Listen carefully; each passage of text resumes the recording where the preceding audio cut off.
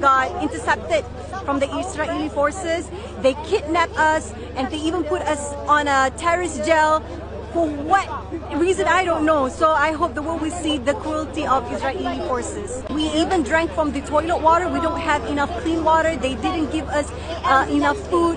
And even some of our delegation from other countries, they need medication. They throw all of our medication, even though we will jail in the terrorist cell, but it doesn't break our hope and spirit to continue to break the siege and break the blockade, insyaAllah. Kami dah rasa macam mungkin kita orang ni mati disebabkan tak ada air. Tentera dengan senapang dah siap macam laser depan mata. Kita tak takut.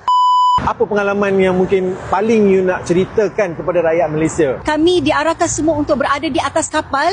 Lebih kurang 7-8 jam berpanas semua di atas kapal.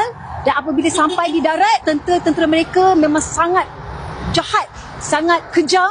Kami diikat tangan bukan di depan, tapi dekat belakang entah berapa jam. Dan selepas itu kita tidak dapat lagi minum dan juga makan. Kami dah rasa macam mungkin kita orang ni mati disebabkan tak ada air. Dan bila kita minta, saya bercakap dengan judges, bagi kami sangat-sangat dehydrated dan mereka ignore sahaja. Dan kami tidak ada pilihan, kami minum air tandas. Dia tanya satu soalan ni, dia kata, kenapa kamu nak pergi Gaza? Saya pun jawablah, sebab nak memberi bantuan. Dia kata, kau nak bagi bantuan apa? Bantuan makanan. Dan dia cakap, kau buat apa datang ramai-ramai sini nak bagi makanan?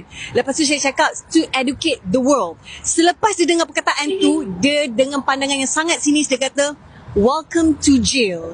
Dan itu yang membuatkan saya rasa, adakah disebabkan kita nak memberi bantuan kepada orang yang memerlukan makanan mengakibatkan kami terpaksa pergi ke penjara? Dan itulah gambaran sebenarnya rakyat Palestin tengah harungi sekarang ini. Mereka tidak ada dosa, mereka tidak ada salah, tapi masuk penjara, dibunuh. Dan benda ini dunia perlu tahu sebenarnya. Ya Allah, kami baru rasa secebis je daripada apa orang Gaza rasa. Kami baru tak minum 2 hari, kami rasa macam nak mati dah. Kami baru 2 hari, 3 hari tak makan, kami rasa macam ya Allah tak mampu nak jalan dah. Macam mana orang Gaza yang lalu lagi brutal, lagi dahsyat ya Allah. Orang Gaza ni bila nampak kita ramai-ramai ikut jalan lalu, apa perasaan mereka?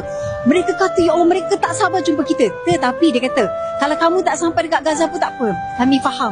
Tapi semangat korang dah sampai dekat kami. Dan result kita ni, sama ada bantuan sampai ataupun tidak sampai, yang penting usaha tu yang dinilai mudah-mudahan oleh Allah SWT dan sampai kepada seluruh mata dunia. To be honest, malam kami turun, yang sambut kita dekat Turki ni, orang lelaki, orang tua tu menangis. Kami asalnya macam terkejut lagi, masih terkejut. Bila menangis kami pun rasa sebab. Maknanya betul lah. Mudah-mudahan semua perwakilan ni membuka mata dunia.